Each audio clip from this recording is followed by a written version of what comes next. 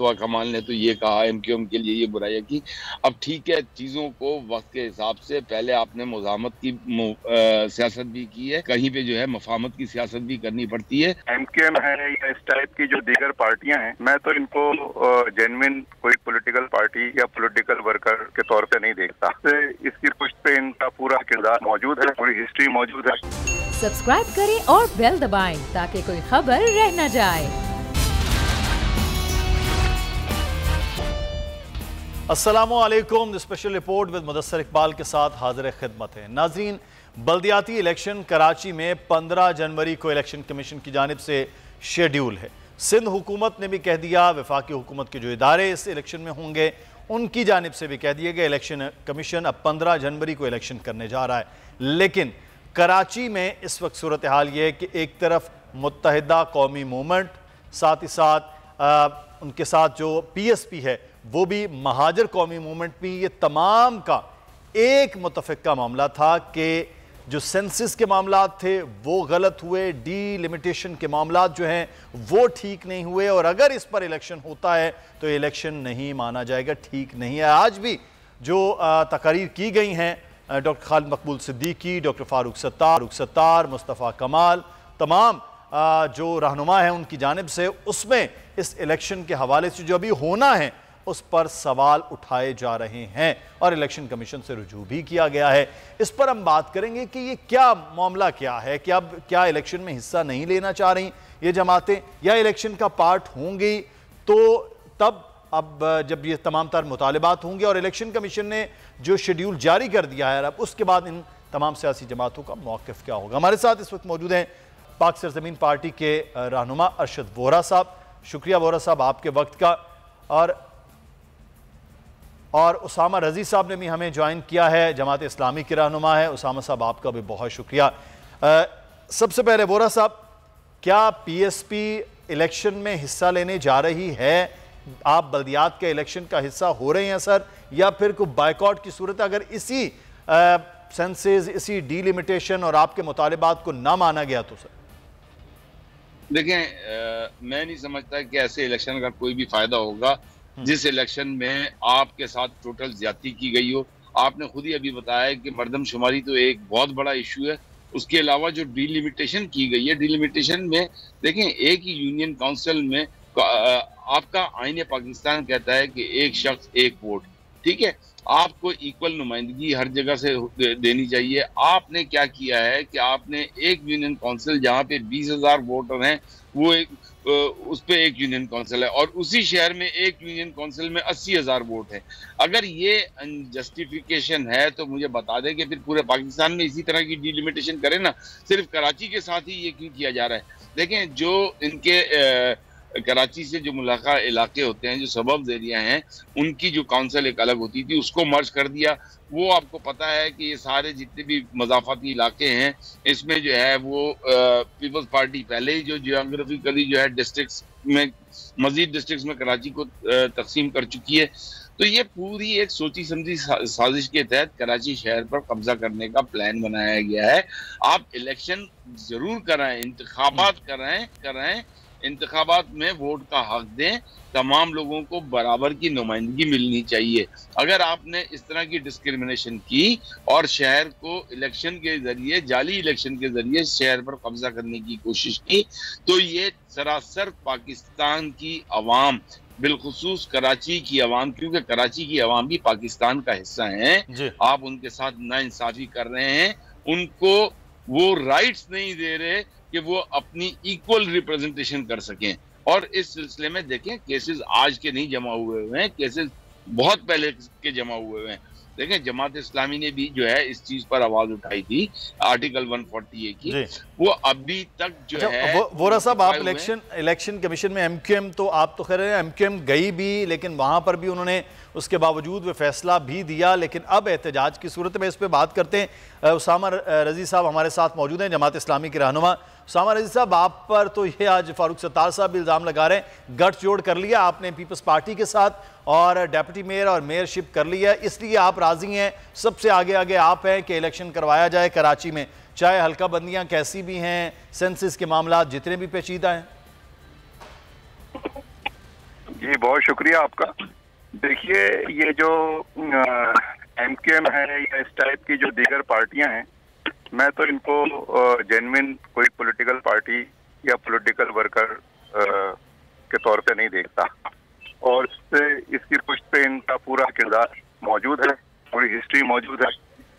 ताहम जो फिलहाल जो मसला दरपेश है उस सिलसिले में एमकेएम का जो मौक़िफ़ है, इस मौक़िफ़ को सुलह ने दुरुस्त समझा जाता अगर एमकेएम रिजीम चेंज के मौके पर जो कलाबाजी खा के पीपल्स पार्टी के साथ शरीक इत्तेहाद हुई है, शरीक हुकूमत हुई है, वो कहते हैं कि हम ये काम नहीं करेंगे उस वक्त तक जब तक कि आप हमारे ये हुकूक ना दें।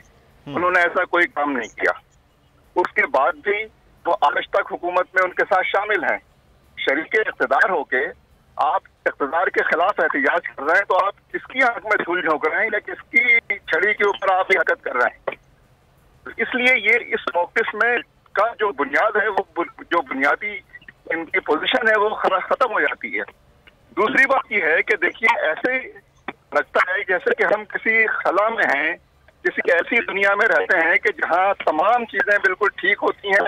बस इत्तेफाक की बात यह है कि ये कॉन्स्टिट्यूंसी की तायुन में ऐसी गलती कर दी गई है कि इसकी वजह से अब इलेक्शन ही नहीं होना चाहिए, और इस शहर के 3.5 करोड़ इंसानों का जमहूरी हक अगर सल्ब कर लिया जाता है तो ये हमें मंजूर है, लेकिन ये मंजूर नहीं है कि इसकी बुनियाद पे इलेक्शन हो। अच्छा, अब इसमें भी आप तजाद देखिए कि अगर ये मेरी बात पूरी होने दें। जी तजाद देखिए आप, तजाद ये है कि अगर इंतखाबात से पहले अपनी मर्जी का पार्टी का एडमिनिस्ट्रेटर मुकर्रर हो, वो तो धांधली नहीं है, वो जमहूरी अमल है। और अगर कॉन्स्टिट्यूंसी के अंदर के इस मुल्क के हर इंतखाब में कॉन्स्टिट्यूंसी में धांधली की गई है, सेंसस में धांधली की गई है, सारी चीजें वो जो की गई हैं, इस सारे कामों में एमकेएम शरीक है पूरी तरह से। एमकेएम ने इसी मर्दमशुमारी को लीगलाइज किया है। एमकेएम ने वो तमाम चीजें की हैं जो इस शहर से दुश्मनी के ऊपर मबनी है, इस शहर को नुकसान पहुंचाने वाले फैसले हैं। अगर मेरा सवाल शामिल रह के ये काम किया है। सवाल इस मसले पे इतना सीरियस होना, इस तरह से हो जाना कि जनाब उसामा साहब एक सवाल सर, उसामा साहब अगर इसी डिलिमिटेशन के ऊपर हो जाते हैं इलेक्शन, फर्ज करें जमात इस्लामी जीत जाती है, हम फर्ज कर रहे हैं, आप नहीं समझते कि एक यूनियन काउंसिल और दूसरी यूनियन काउंसिल के साथ इसलिए ज्यादती हो कि एक में 90,000 और दूसरी में 20,000 लोग हों? मेरे भाई, क्या जो 2018 के इंतखाबात हुए हैं उसमें इस तरह की कॉन्स्टिट्यूंसी नहीं बनी है? क्या उसमें जमात इस्लामी ने हिस्सा नहीं लिया? क्या उसमें एमकेएम ने हिस्सा नहीं लिया? तो कॉन्स्टिट्यूंसी के अंदर ये धांधली हमारे मुल्क का, जो हमारे मुल्क में जो जमहूरियत के नाम पे जो फ्रॉड होता है, उसमें तो तय दर तय ये चीजें मौजूद हैं। सही भाई, तय दर तय मौजूद है। कौन सी चीज शफाफ है? क्या आरओ का तकर्रुर सही हुआ है? क्या डीआरओ का तकर्रुर सही हुआ है? मैं आपकी बात की तायीद करते हुए उसामा साहब एक मिसाल भी दे देता हूं।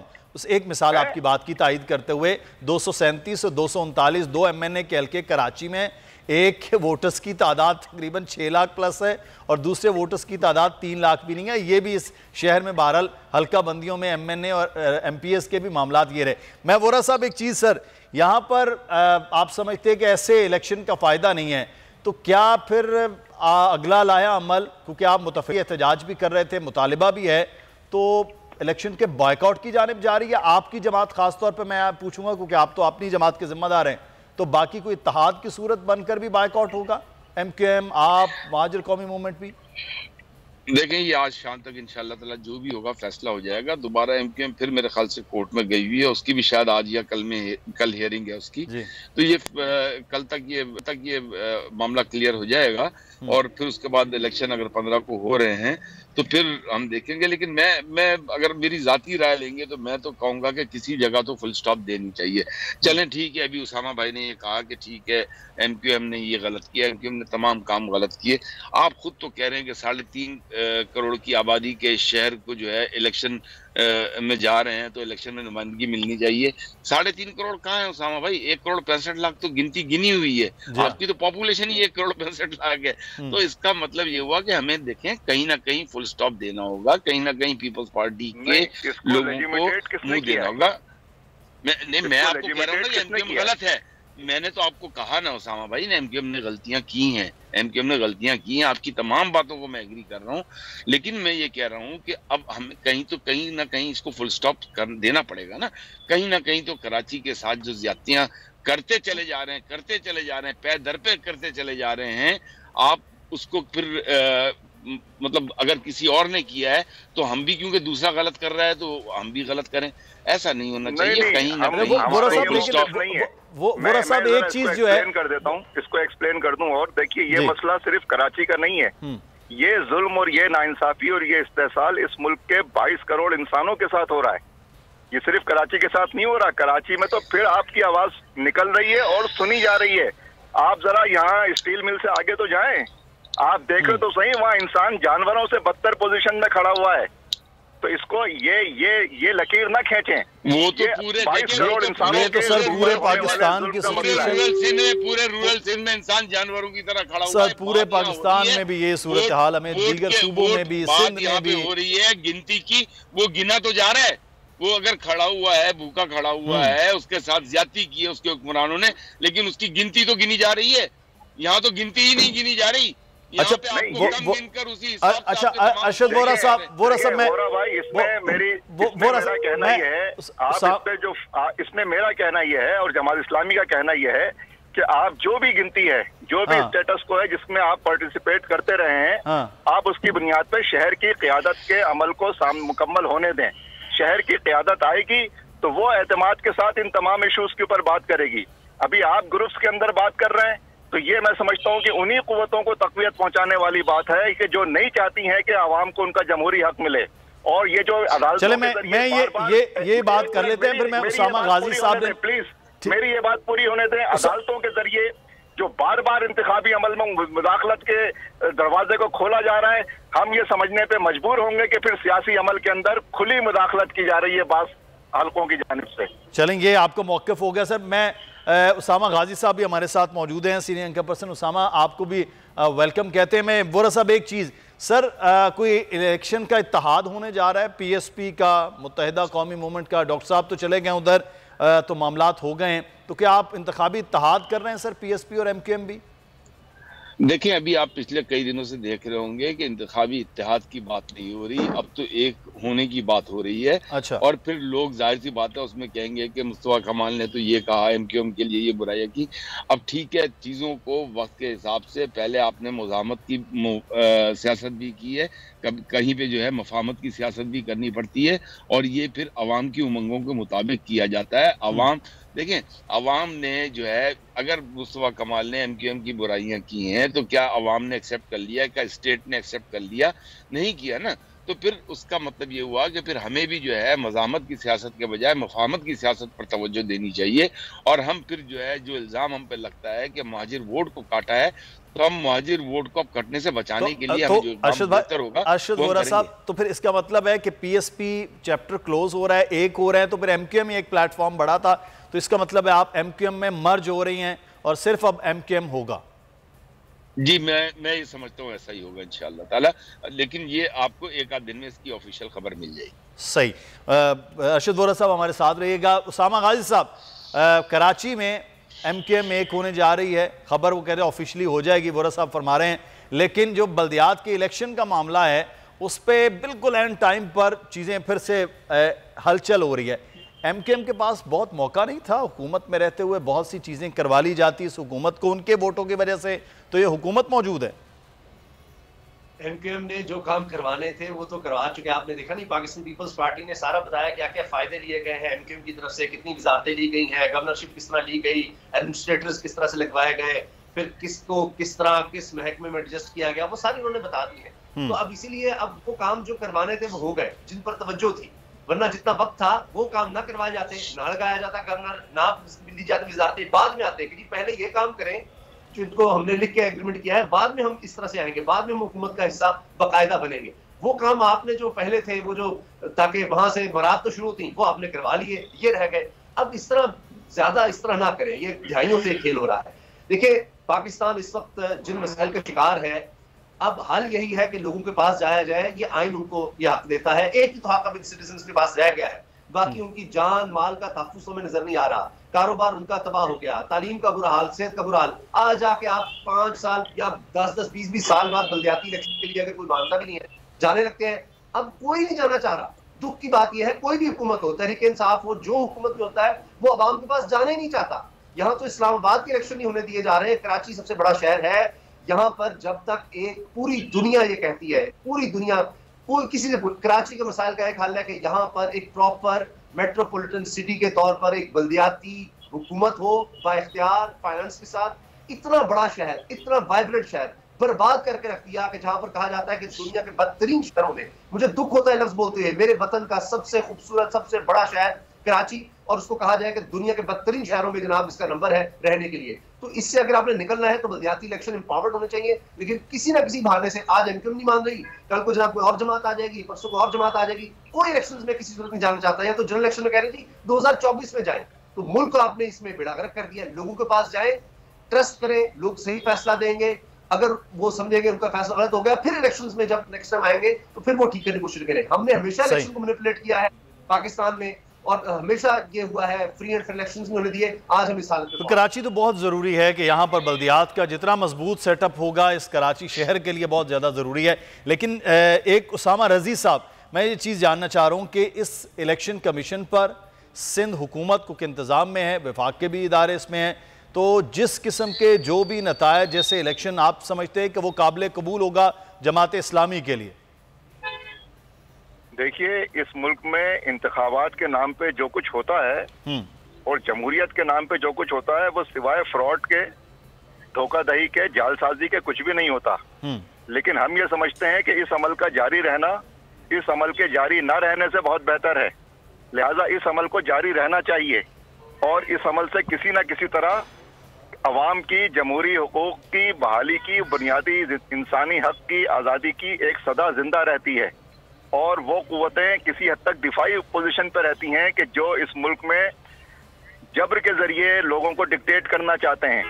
इसलिए मैं समझता हूँ कि इस अमल का जारी रहना बहुत ज़रूरी है।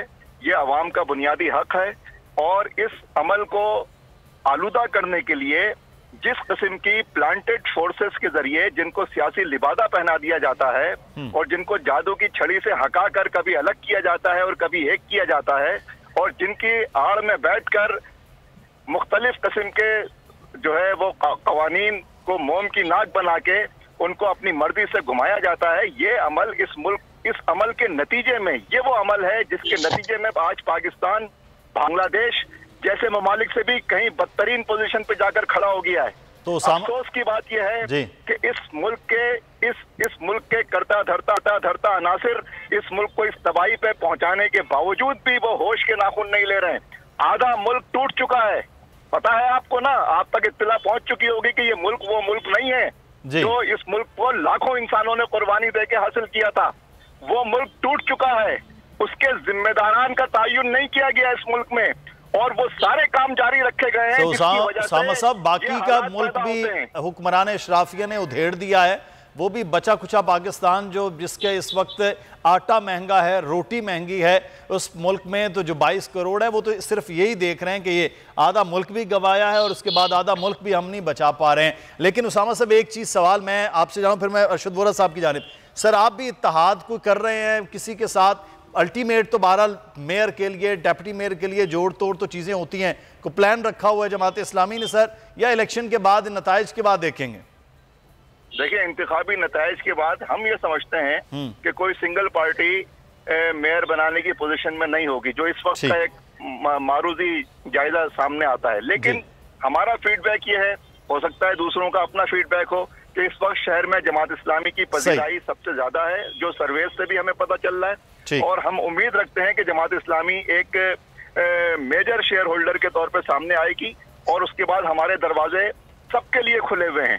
चलें, ये अब 15 का इलेक्शन होना और उसके नताइज के बाद उसामा रजी साहब, हम यकीनन इस पर भी बात करेंगे। लेकिन इस वक्त मुत्तहिदा कौमी मूवमेंट में तमाम सियासी जमातें उस प्लेटफॉर्म पर हैं। वोरा साहब, सर, एक चीज़ जो है यहाँ पर, अगर आप इलेक्शन से ही बायकॉट करते हैं तो एक मेजर पार्टी इस शहर की जिसके पहले भी नाज़मीन रह चुके हैं, उनका इस तरह से हट जाना, आप नहीं समझते कि ग्राउंड भी खाली, अगले आने वाले इंतखाबात के लिए भी आप बिल्कुल ग्राउंड खाली कर देंगे? वैसे ये तो हकीकत है कि जब MQM ने बाइकआउट किया, जमात इस्लामी को चांस मिला, ठीक है ना। तो इसलिए आप बाइकआउट कर रहे हैं? नहीं, मैं बता रहा हूँ आपको, वो उसामा साहब जो बात कर रहे थे तो उनको मैं बता रहा हूँ, पॉपुलरिटी की बात कर रहे हैं, तो अल्हम्दुलिल्लाह उन्होंने जो है माशाल्लाह काफ़ी पैसा खर्च किया शहर भर में, काफ़ी अच्छे पॉजिटिव बैनर्स उनके नज़र आते हैं। तो खैर एनीवेज, जहाँ तक बात है बाइकआउट करने की या ना बाइकआउट करने की, मैंने अभी बड़ा क्लियरली कहा कि किसी जगह पर इसको फुल स्टॉप देना पड़ेगा। और अगर आज सपोजिंगली अगर हम बाइकआउट करते हैं तो फिर आप ये देखिएगा इंशाल्लाह ताला एज ए स्ट्रेंथ हम उन चीज़ों को सही करवा कर रहेंगे जो कि आप जब हुकूमत का हिस्सा बन जाते हैं, जब आपने हुकूमत ले ली, बल्दियाती हुकूमत आपने ले ली और वही फिर लूड़ी लंगड़ी बल्दियाती हुकूमत आपके पास हुई, आप सारा टेन्योर यही लड़ते रहे कि ना फंड्स आ रहे हैं और ना आर्टिकल 140 की सही नुमाइंदगी हो रही है, ना जो है वो आपका प्रोविंशियल डिस्ट्रीब्यूशन पूल से किस तरीके से डिविजिबल पूल से पैसे किस तरह यूनियन काउंसिल तक ट्रिकल डाउन इफेक्ट आएगा, ठीक है ना। तो हमारा तो पहले दिन से देखिए, खासतौर पर मुस्तफा कमाल का पहले दिन से यही रहा है कि बल्दियाती इंतखाबात जब तक ना हो तब तक आपको कौमी असम्बली के इंतखाबात और सूबाई असम्बली के इंतखाबात नहीं कराने चाहिए, 90 दिन के अंदर अंदर इंतखाबात कराने चाहिए। यहाँ 2.5-3 साल हो गए और इन 2.5-3 सालों में मेरे ख्याल से हमने जितनी प्रेस कॉन्फ्रेंसेस की, जितने मुजाहरे किए बल्दियाती इंतखाबात के लिए, ठीक है ना, लेकिन जाहिर सी बात है कि एक डिवाइडेड स्ट्रेंथ थी। आज अगर कहीं पे किसी ने कोई गलती की है, कहीं पे किसी से कुछ गलत फैसले हुए हैं, तो हो सकता है कि मिलजुल कर फैसलों को सही किया जा सके। चलें आप सर वो फैसलों के तस्दीक के लिए अब देखते हैं कि वो मामलात आपसी जमातों के जो फैसले हैं वो उस तरह वोटर्स उस पर किस तरह का रद्द-ए-अमल देते हैं, ये भी अब देखते हैं कि फैसला क्या किया जाता है। बहुत अरशद बोरा साहब हमारे साथ मौजूद थे, उसामा रजी साहब आपको भी बहुत शुक्रिया। और सूरत हाल जो पंजाब में इस वक्त है, नून लीग का दावा है कि हुकूमत के पास इस वक्त नंबर्स 186 पूरे नहीं हैं। प्रोग्राम से मुदस्सिर इकबाल को इजाज़त दीजिए, अपना ख्याल रखिएगा, अल्लाह हाफ़िज़।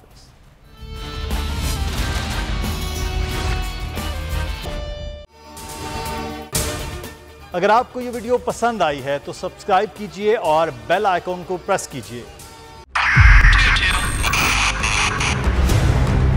2022 बहुत सारे तोहफे भी देखे गया पाकिस्तान की आवाम को। पाकिस्तान की आवाम को एक तोहफा ये दिया कि आवाम को पता चल गया कि पाकिस्तान का मीडिया क्या है। साल 2022 में सबसे ज्यादा देखे जाने वाला चैनल बोल न्यूज रहा नंबर 1। हमने बहुत सारे शोज और ट्रांसमिशंस की, पूरा साल मुसलसल जद्दोजहद में निकल गया कि ये वोट ऑफ कॉन्फिडेंस के पीछे कौन लोग थे। तोड़े रेटिंग के सभी रिकॉर्ड। सोशल मीडिया पर भी सबसे ज्यादा तेजी से 2.4 बिलियन व्यूज का संगे मील अबूर किया। एंकर्स को भी आवाम में सबसे ज्यादा मकबूलियत मिली और सोशल मीडिया पर भी बोल रहा सब पर भारी। सब्सक्राइब करें और बेल दबाएं ताकि कोई खबर रह न जाए।